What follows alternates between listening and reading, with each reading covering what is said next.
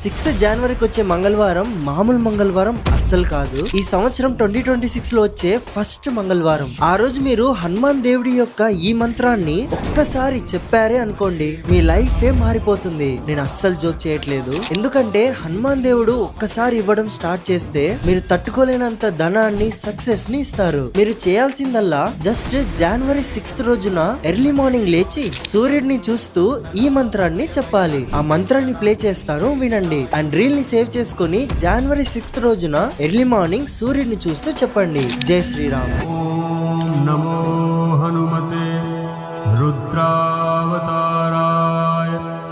సర్వశత్రు సంహార